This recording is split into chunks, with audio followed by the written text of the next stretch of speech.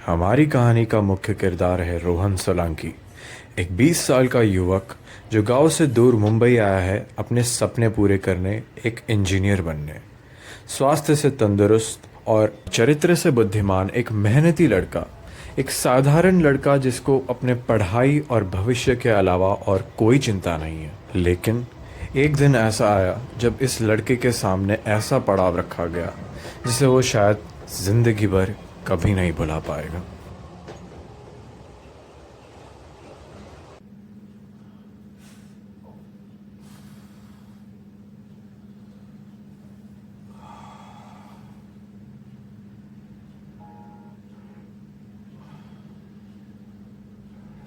Hello भाई, कैसा है? दुकान कैसी चल रही है? हाँ भाई, सब सही है। तू बता, मुझे जैसे फोन कर दिया आज, ठीक है ना तो तू? भाई क्या बताओ यार, बहुत पेट में दर्द हो रहा है। अजीब सा।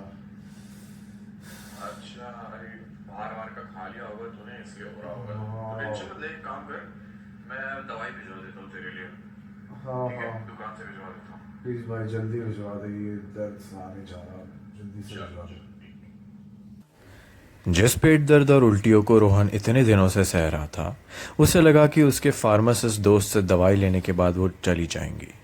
लेकिन उसे लगा कि ये कोई मामूली पेट दर्द नहीं है, जब एक दिन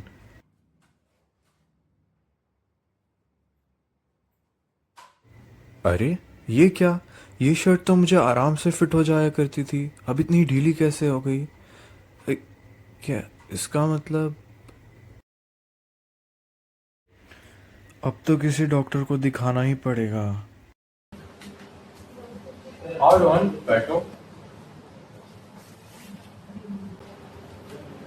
देखो, तुम्हारी रिपोर्ट्स आ गई है और तुम्हें कोई मामूली स्टमक इन्फेक्शन नहीं हुआ। तुम्हें दरअसल टीबी की बीमारी हुई है। क्या? टीबी? मुझे? डॉक्टर साहब आप क्या कह रहे हैं? आप एक बार वापस देखिए।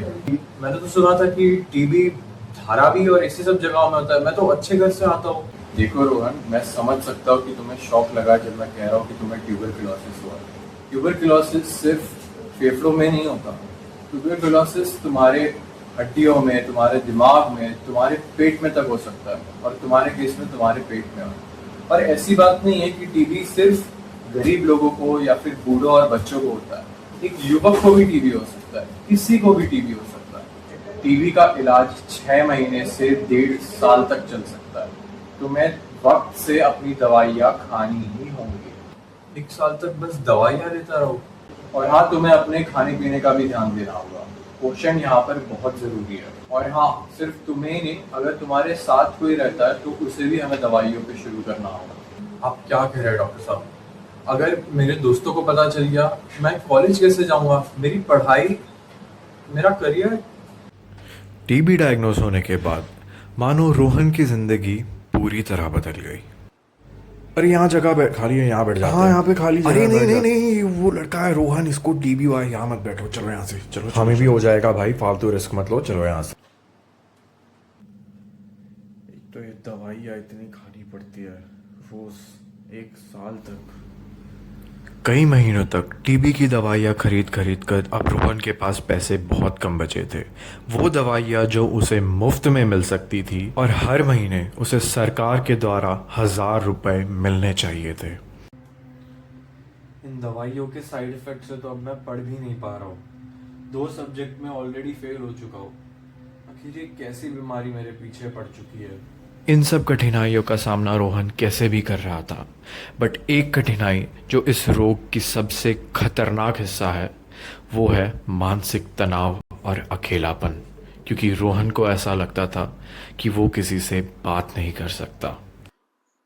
कई लोगों को लगता है कि टीबी सिर्फ फेफड़ों में होता है, लेकिन सच्चाई ये है कि टीबी आपके दिमाग, आंख, कान और यहाँ तक कि हड्डियों में भी हो सकता है।